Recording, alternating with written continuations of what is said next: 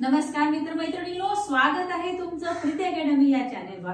आजचा जो आपला टॉपिक आहे हा खूप जास्त महत्त्वाचा आहे। आजच्या आपल्या टॉपिकचं नाव आहे व्यक्तिमत्वाचे गुण व वर्ग सिद्धांत। व्यक्तीच्या ठिकाणी वेगवेगळे जे काही शारीरिक आणि मानसिक गुण वैशिष्ट्ये आढळून येतात त्यांच्या आधारे मानसशास्त्रज्ञांनी त्यांचे वेगवेगळे वर्ग आणि गुण सिद्धांत मांडलेले आहेत। तर सर्वात प्राचीन जो सिद्धांत आहे जो आहे हिप्पोक्रेट्सचा, तो आपण आज बघणार आहोत। हिप्पोक्रेट्स यांनी 4 शरीर धातू मानलेला आहे। एक आहे त्यांचा रक्तप्रधान, मग पित्तप्रधान, कृष्णपित्तप्रधान आणि कफप्रधान। आपण बघूया कसं कसं आहे। बघा, सगळ्यात पहिले रक्तप्रधान असणाऱ्या ज्या व्यक्ती असतात त्या खूप जास्त आशावादी असतात, उत्साही असतात, आनंदी असतात। प्रत्येक गोष्टीत आपण बघतो काही लोक हे काय असतात, खूप उत्साही असतात। कुठलंही त्यांना टार्गेट द्या, अचीव करायला एकदम फर्स्ट नंबर असतात ते। तर हे कशा असतात, ह्या व्यक्ती रक्तप्रधान मध्ये येऊन पडतात। त्यानंतर आहे पित्तप्रधान। ह्या प्रकारच्या व्यक्तीला त्या खूप कशा चिडचिड्या आणि चटकन रागवणाऱ्या असतात, ह्या आहे पित्तप्रधान। त्याच्यानंतर कृष्णपित्तप्रधान। या प्रकारच्या व्यक्ती कशा असतात, हमेशा निराशावादी असतात, विषण्ण असतात, नैराश्याने ग्रासलेल्या असतात। या आहे तुमच्या कृष्णपित्तप्रधान। नंतर आहे कफप्रधान। या प्रकारच्या व्यक्ती खूप सुस्त,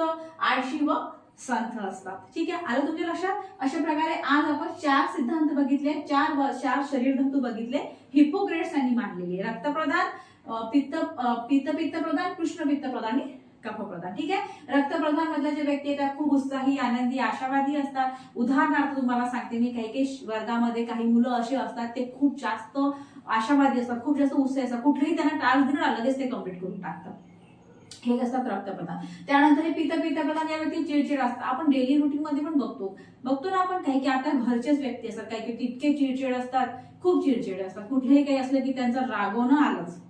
ह्या व्यक्ती ज्या असतात त्या पित्तप्रधान मध्ये असतात। त्यानंतर कृष्णपित्तप्रधान, या व्यक्ती कशा असतात, त्या खूप निराशावादी असतात। काही लोक आपण बघतो खूप निराशावादी असतात, त्यांच्यासमोर काही तुम्ही टास्क टाका ते कशा असतात, अगदी मग नाही झालं तर निगेटिव्ह थिंकिंग वाल्या ह्या व्यक्ती असतात, है ना। या कृष्णपित्तप्रधान आणि कफप्रधान। या प्रकारचे व्यक्ती कशा असतात, सुस्त, आळशी व संत असतात। ओके, हा झाला हिप्पोक्रेट्सचा सिद्धांत। याच्यानंतर आपण आयझॅक आणि कार्ल युंग याचा सिद्धांत बघणार आहे। ओके, थांबू आपण इथेच। थँक्यू।